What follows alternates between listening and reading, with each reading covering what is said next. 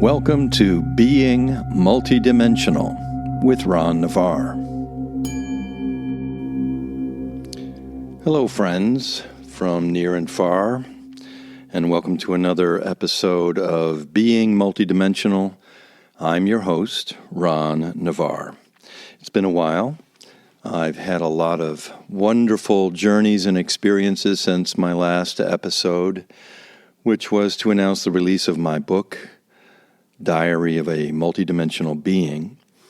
I went to Germany and I went to Mallorca and had just an incredible time serving those who chose to show up for themselves and to be in full presence with each other. And it was a very transformational process for everybody. And I just wanted to give you kind of a sense of what that is like. My friend Philip Fuchs, who I've known for over 20-some years, is the steward of a 1,000-year-old castle just outside of Baden-Baden in Ebersteinberg. And he has created a space at the castle where he lives and takes care of the maintenance, in which he invites people through his organization called Epimelea to just show up anytime and disconnect from the outside world, be present, ground themselves.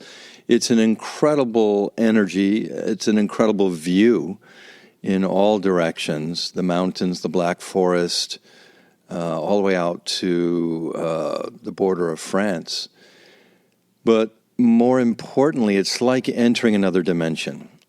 You walk up this long stairwell to get up to the courtyard, and you enter the courtyard, and it just feels magical, like you are someplace far away, and almost immediately it encourages you to drop your baggage, let go of whatever you have been struggling with and holding on to, and you just become very present moment to moment. We have these gatherings. We've had 2 so far, one last February and then this previous one in October, in which we invite people for a 2.5-day experience.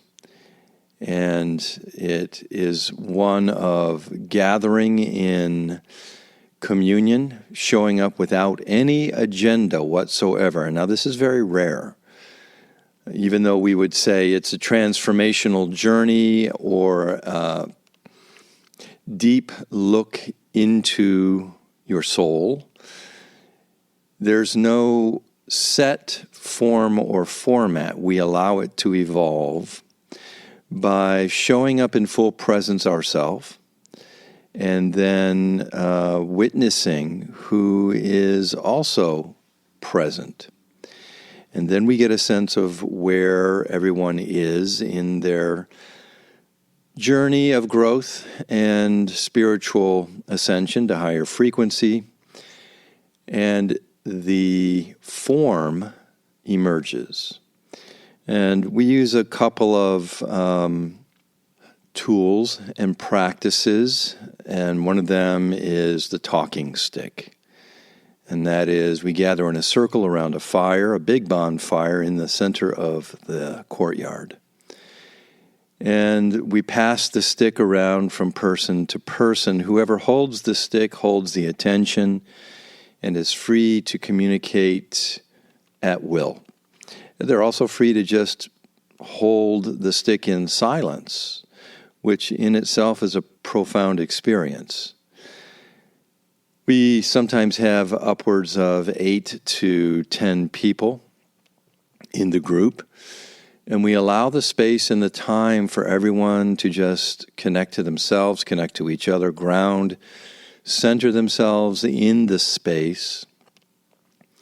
And then we invite them to look inward, to see what is present. What are you holding on to that you do not need to carry any longer? And this is often a process of clearing out old identity baggage in which we have certain narratives and beliefs and old traumas that we might be struggling with now and not even aware that we're what we're wrestling with. And so part of the process is discovery. What is it that we discover when we look inward? We do some writing in which I'll often prompt the group to just journal. Where are you now? What are you thinking about? What have you been dealing with lately? What sort of reoccurring narratives keep popping up in your mind? And how does that affect how you feel emotionally and physically? And so the process begins. The castle is right on the edge of the Black Forest. And it is also, energetically speaking, a magical environment. And each day we bring everyone into the forest with a mat and with a notebook and say, go find a spot somewhere in the forest that's quiet, that's secluded. Sit down, lie down, breathe, and just listen. Listen to the forest. Listen to yourself. And write whatever comes to mind, and just give yourself that time to reflect. And then we come back into the courtyard, and this could last anywhere from an hour to 90 minutes. And then we all sit around the fire again. Sometimes we do another round with the talking stick, and we talk about what we discovered within ourselves. What's really fascinating is to see what happens when you give yourself the time and the space to stop, to slow down, to plant yourself, and just listen and breathe and feel. I breathe, I feel, I flow, I know whatever it is that I am experiencing is my truth right now. And as we go through that process, it's like peeling back the layers of an onion. We discover a layer of holding, of resistance, of struggle. And then once we can acknowledge it, we can let it go. And sometimes we toss it into the fire, or we cleanse with a water ritual, or a freestyle movement process of spinning the energies out of the core and into space and into the ground. Philip and I have a lot of different experience and a lot of different training. I always incorporate my energetic practices, Tai Chi, Qigong, meditation, insight, and inquiry, reflection. And it's also such a powerful experience to acknowledge self in the presence of community. This is true fellowship. We are here to support each other without agenda. We do not judge. We have no expectation. We are simply there to allow each other to find themselves, reveal whatever they feel safe to reveal in that moment. And so it goes, and it goes on for several days. Philip is a wonderful chef. He creates all these wonderful meals, breakfast, lunch, and dinner. And we have ample space to just relax and connect and communicate with each other. By the end of the third day, everyone is transformed. Everyone has discovered parts and pieces of self that they no longer wish to carry with them, and release a good amount of those things, which makes everyone feel freer, lighter, more adaptable, more fluid. and more excited to be creative, to go back to their lives, but differently, to know that through that process, which is a very healing process of transformation, that they have become more connected to themselves, to the world at large, and are able to move forward with a greater sense of freedom. So that's our German experience, and we'll be doing another one in the end of March. And then I flew to Mallorca for the first time to visit with my friend Estella, who has a wonderful community of yoga practitioners and teachers. She lives outside of Palma, the main city, but also teaches at the oldest yoga studio in Palma. And I did a 2-hour seminar there, which was based on an exploration of authentic presence, on embodying your soul light. And it was a lot of yoga teachers, and it's an environment that I am familiar with. I taught yoga for 15 years, but I haven't been in that community, the yoga community, for probably just as long, because I was really focusing on teaching Tai Chi. And it was such a joy to reconnect to that part of myself that really loves and cherishes yoga. And there are so many different kinds of yoga, so many different philosophies, and it doesn't really matter to me. It's the commitment, again, to connect to self, to connect to your core, to your higher resonance, to your soul presence.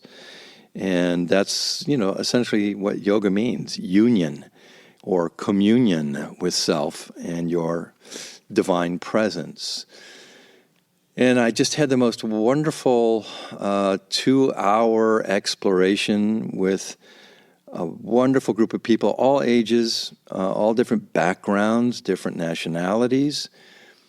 And we did a little meditation, some Qigong, some introspection, a little bit of Tai Chi as well, and some chakra work. For those of you that are familiar with the chakras, there are different types of practices for that.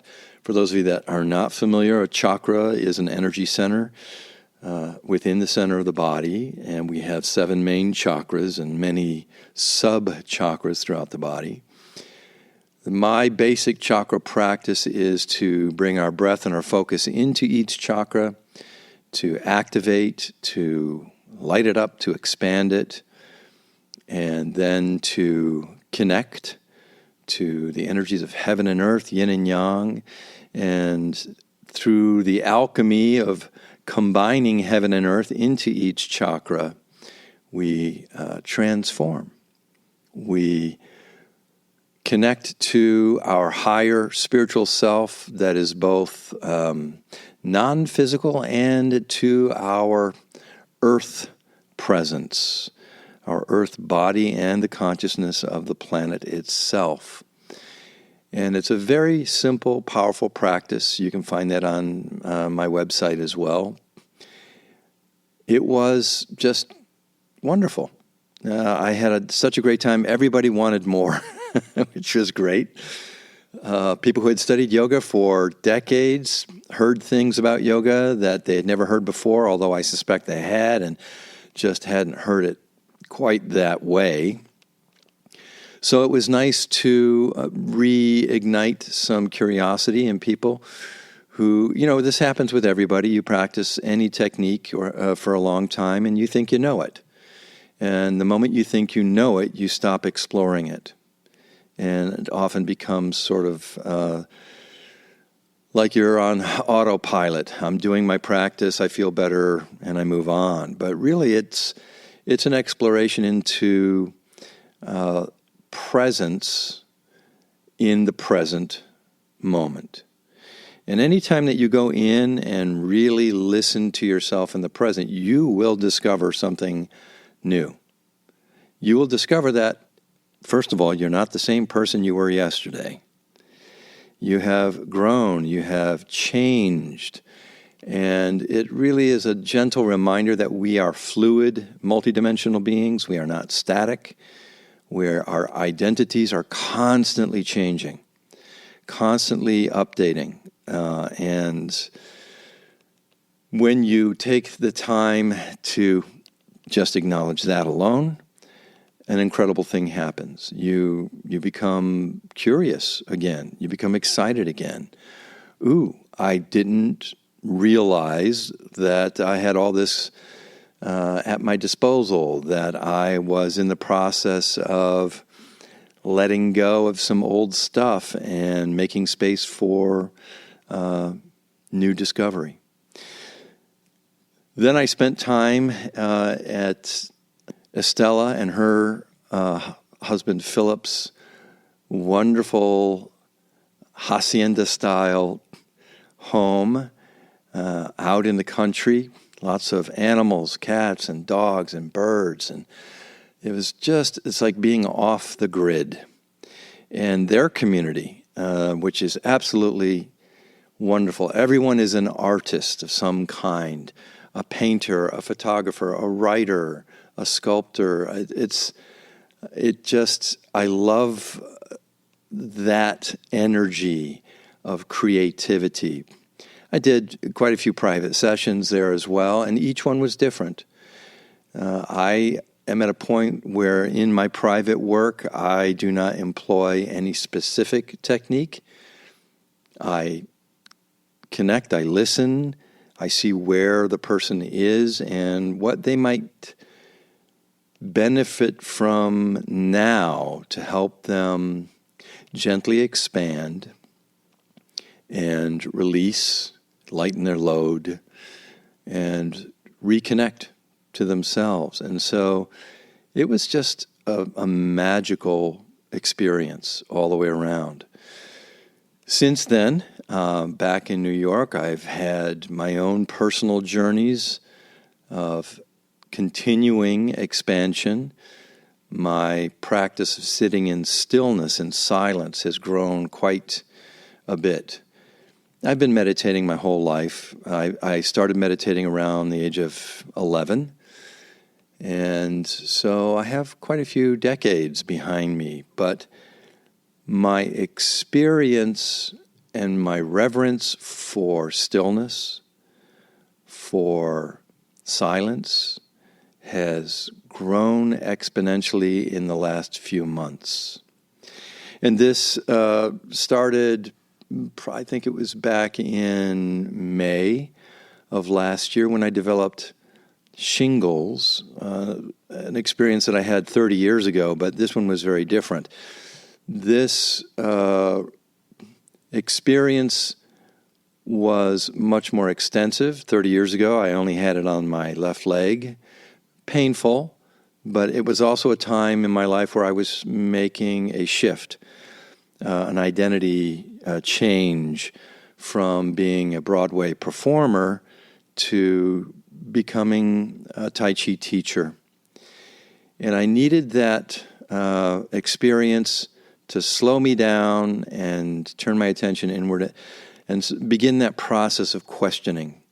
What's going on? Why am I having this? What is it doing to me? What is it doing for me?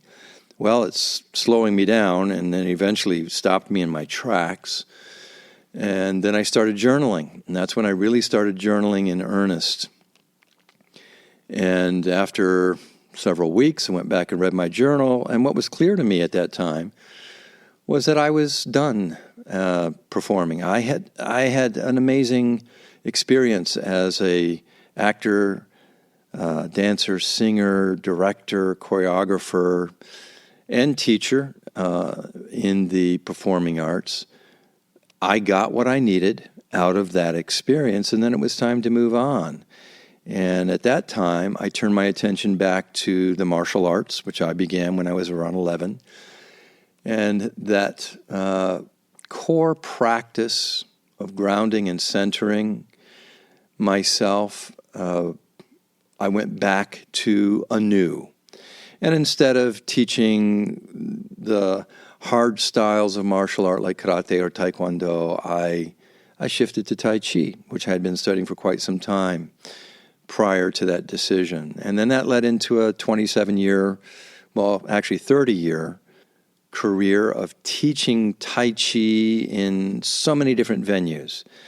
Teaching Tai Chi in health clubs, in hospitals, in rehab centers, and in theater schools, and in colleges. I was fortunate enough to teach at the Lee Strasberg Theater and Film Institute for 27 years, and as a part of that, New York University through the theater department, Fordham University theater department, even taught Tai Chi at the Pacific Institute of Oriental Medicine. And regardless of where I taught, what I found to be true was how universal the principles of Tai Chi were, of how you could apply the principles of grounding, centering, softening, and flowing to any aspect of your life with great benefit. I taught, and then I got to a point where I realized, well, I have done that. I've gotten out of it what I needed, and then I decided to quit and move on. And for the last 2.5 years, I have been writing, finished my first book, and just questioning, like, what's going on? Who am I? Where am I? What do I need now? How can I be of service now? And this is where the seminars in Germany, Mallorca, and how my private work is transformed. And so now we are in the second week of 2026. Today's the 15th of January. And I am in day 6 of a 21-day cleanse and clearing process. And this came organically. I've done it before. I hadn't really planned it, but I had a deep meditation over a week ago. And in that meditation, it was clear it's time. It's time to disconnect from media, from social media, from the news. It's time to simplify my diet, take out any alcohol or THC, sugar, just clean it up and listen to myself. I have to say I highly, highly recommend this to everyone, to give yourself a break, several weeks at least, from the news, from social media. As I said, I've done it in the past. And what I found so interesting in the past of taking weeks, like up to 3, sometimes 4, is when I come back to the news and the social media, it's the same stories. It's the same dynamic. It's just fear and anger and anxiety and dismay. I can tell you, I'm only a few days in, but even within the first day, by the end of the first day of my solitude, I had more energy. I had a clearer focus. And that has only increased day by day, in which I am doing projects that I've wanted to do, but felt that I didn't have the energy to do. And here's what I want you to understand about energy. Energy flows where your mind goes. And if you are focused on the news and the social media and all those narratives and stories, that is what you are investing your time, your effort, your energy, and your spirit into. And the moment you stop that and tell yourself, I'm going to turn this back and give that energy and attention to myself, it is instantly transformative. I just feel so much calmer, more grounded, more centered. I'm more connected to my inner guidance, my soul whisper, which is always communicating. Although I sometimes don't listen to it because I'm distracted by all that other stuff. Fortunately, my wife, Madeline, when I told her, I said, look, I'm going to do this for 3 weeks. If you want to watch the news, that's fine. Just I will put on my noise-canceling headphones. I'll be in the other room. But she's really been so wonderful about minimizing my exposure. Yesterday, I was in one room and she was in the other, and she just said, can you believe what's going on? I said, please, I don't want to hear it. I do not want to hear it. And she said, right. I'm sorry. And that is such a gift. And I think it's been good for her as well, because I'm just like everybody else as far as news and social media. I go through periods where I am locked in and I am looking at my phone and my feeds and like constantly throughout the day, and listening to all the pundits and and it's not helpful. It doesn't serve me and my well-being at all. And we do it because we believe that on some level, it's going to keep us safe by keeping us informed. I have to say, I feel safer without it. I really, really do. I feel more joyful, more open and free to connect with other people and to just receive the moment without having to filter it through all of these fearful narratives. Now, I know a lot of people will say, but I have to know what's going on to protect myself. Yes and no. For a period of time, a couple of weeks, if something really, really major is going to impact your immediate health and well-being, you will know. People around you will be talking about it, and you will pick it up without having to look at the news.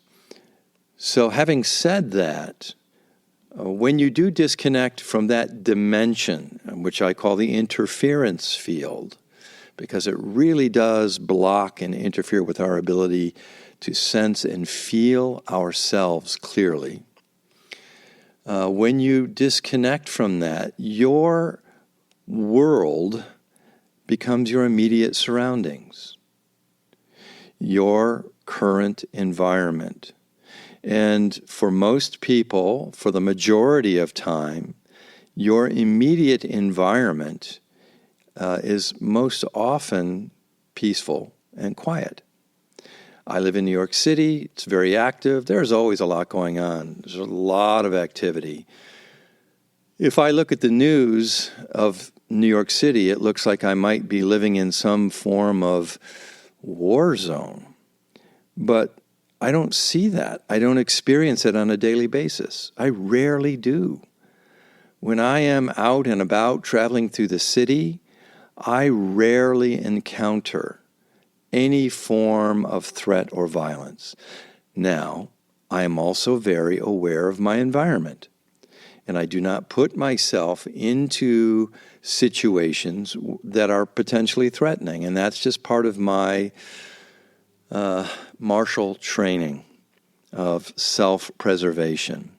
Why would I want to walk through a construction area where I might get hit by some debris?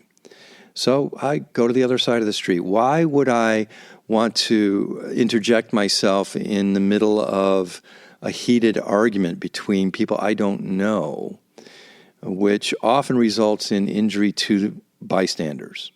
No. I see it, and I avoid it.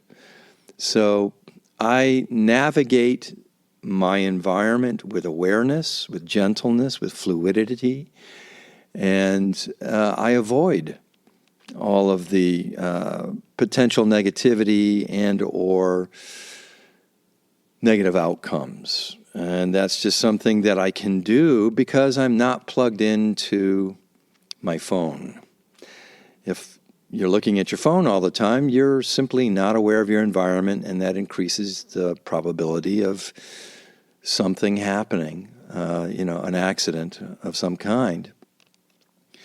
So it's a good reminder. I cannot tell you how wonderful a break it is. It's really like being on vacation from the machine media, which is designed specifically. I don't care which media you're looking at, does not matter. It is all designed to keep your attention attached to the feed, to make you come back again and again and again. And it literally sucks the energy right out of you. And as your energy becomes depleted, you start to feel more and more anxious, because that level of depletion sends up alarm bells internally. You start feeling like you are becoming weaker, and that makes you feel more vulnerable. And the moment you cut it off and you turn it back to self, and you just focus on being present within yourself and breathing gently, your energy level will pick back up again. I think that's enough for now. I thank you all for tuning in again. I am going to endeavor to record more often and more frequently. I would like to, now that I have the energy, to record something at least twice a week. So be open and look at your RSS feed for incoming podcasts. Until next time, my friends, soften, smile, breathe, and receive gently in harmony and service. Thank you.